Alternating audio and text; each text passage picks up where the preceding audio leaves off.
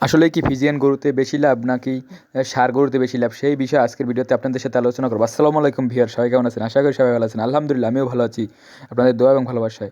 আজকে নতুন একটি ভিডিও আপনাদের সাথে আলোচনা করবো। আসলেই কি ফিজিয়ান গরুতে বেশি লাভ বা দুধের গরুতে, গাভী গরুতে বেশি লাভ নাকি এমনি ষাঁড় গরুতে কোরবানির সেক্টরের জন্য, পালার জন্য এই ধরনের গরুতে বেশি লাভ, সেই বিষয়ে আপনাদের সাথে আলোচনা করবো।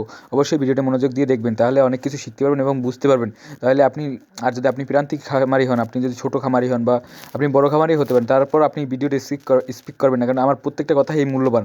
অবশ্যই শেষ পর্যন্ত ভিডিওটা দেখবেন, তাহলে অনেক কিছুই শেখার আছে আপনাদের এখান থেকে, এবং আমিও অনেক কিছু আপনাদের সাথে শিখবো। আপনারা যদি আমার কোনো ভুল হয় তো অবশ্যই ভুলটি ধরিয়ে দেবেন, তাহলে আমিও আপনাদের কাছ থেকে শিখতে পারবো। কারণ আমি বেশি একটা বড় খামারি না, আমি ছোটো একটি খামারি।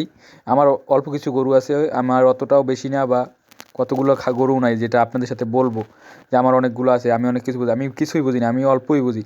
তার মধ্যে আপনাদের আমার ক্ষুদ্র জ্ঞান থেকে আপনাদের যেটুকু পারি আমি শিক্ষা দেওয়ার চেষ্টা করব। অবশ্যই ভিডিওটা দেখবেন মনোযোগ দিয়ে। আজকের ভিডিওটি হচ্ছে ফিজিয়ান গরু নিয়ে। একটি ফিজিয়ান গরু দিয়ে আপনি যদি শুরু করেন, আপনার কাছে যদি 1 থেকে 1.5 লাখ বা 2 লাখ টাকা থাকে, তাহলে আপনি একটি ফিজিয়ান গরু কিনতে পারবেন। একটি ফিজিয়ান গরুতে আপনার দিনে 12 থেকে 20 লিটার দুধ হয়। আর প্রত্যেক লিটার দুধের দাম এখন বর্তমান বাজারে 80 থেকে 90 টাকা, অনেক জায়গায় 100 টাকাও প্রত্যেক কেজি, প্রত্যেক লিটার দুধের দাম।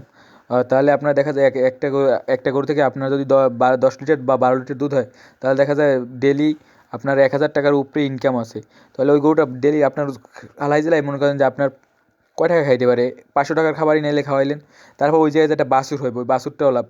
এই দেখা যায় একটা ফিজিয়ান গরু থেকে আপনি মান্থলি আপনার 1 লাখ টাকা না হইলেও আপনার 50,000 টাকা একটা ফিজিয়ান গরু থেকে, একটা বা দুইটা ফিজিয়ান গরু থাকলে আপনার আয় হয়। কীভাবে সেটা বলি আমি। ধরেন আপনি ফিজিয়ান গরুর কিছু রাখা লাগলো না, আপনি দুধ দোয়াইলেন, দুধ দহন করে আপনি দুধ বিক্রি করে দিলেন, ওই টাকাও ভাঙ্গে ওকে খাওয়াইলেন। কিন্তু আপনি যে পরিশেষে শেষে আপনার ওই যে বাচ্চাটা থাকবে, ওই বাচ্চাটাই তো আপনি 80 থেকে 90,000 টাকা বিক্রি করতে পারবেন। ওই বাচ্চাটা তো আর আপনার কেনা লাগবে না, ওই বাচ্চাটা তো আপনার হাতালের বাচ্চা, আপনার ওই টাকাটা সম্পূর্ণই লাভ।